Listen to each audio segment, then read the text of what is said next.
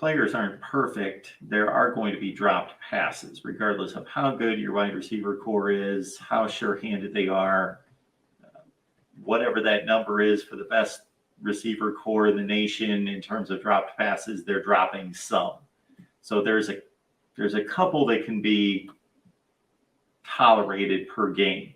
I don't know what that number is. I'd have to look at the entire nation and say, okay, what are the better teams doing at the wide receiver position? But I got to think, if you're throwing, the typical team throws 30 or 35 passes a game and you're completing or are on the target 65 to 70% of the time, that your receiver should be catching all of those, but maybe 2, maybe 3 drops you could tolerate at the most per game. Something like that, wholesome one. Whew. I don't even know. I tell you what, Mark, the biggest thing about for us Miami Hurricanes fans is the dropsies have been a big issue. And it doesn't seem to have gone anywhere. Okay. But that's where I continue to speak on the leadership, Mark, because at the end of the day, if we had the same problem with the older players, now we're starting to have some of the same problems with younger players. This is why I don't understand when people want to get on the prospects. They don't want to get on the players. They want to go after the players and they want to. Why are we always attacking and firing coaches every 3 years, which is not true, first of all. Mark, I don't even know where that argument has come from, because almost all of the last Miami Hurricanes coaches have had 4 years, except for Mark Richt, who retired because the game had passed him by. Okay, Randy Shannon, 4 years. Al Foden was in his 5th year and got fired in the middle of the season.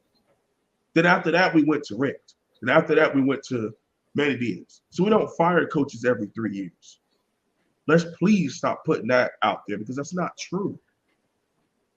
And yes, I understand you want to give them time to bring in their players, but you have to continuously remind yourself that when it comes to Coach Diaz and this current regime, he's been here for 6 years.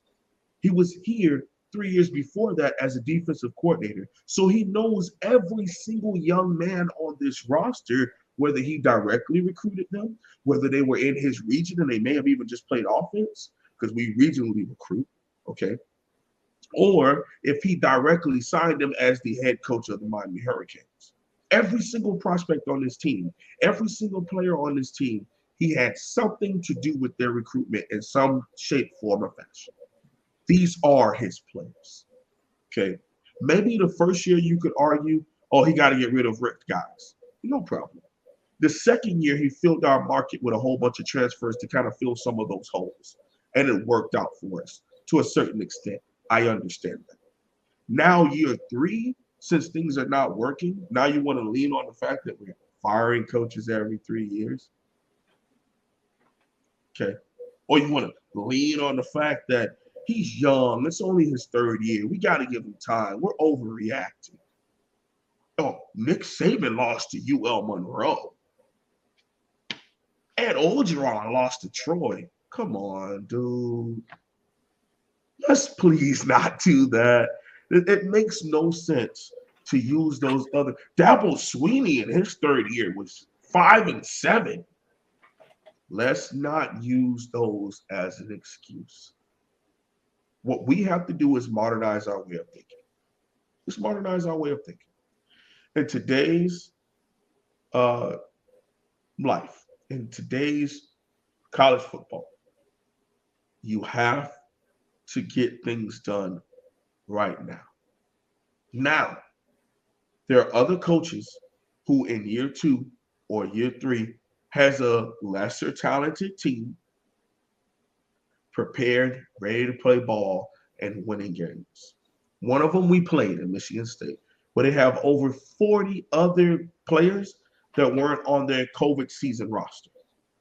40 new ones. Okay.